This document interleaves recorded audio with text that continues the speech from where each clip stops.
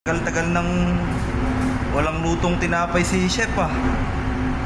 Open na kaya yung bakery niya? Tagal nang sarado nun ah, mabisita ka.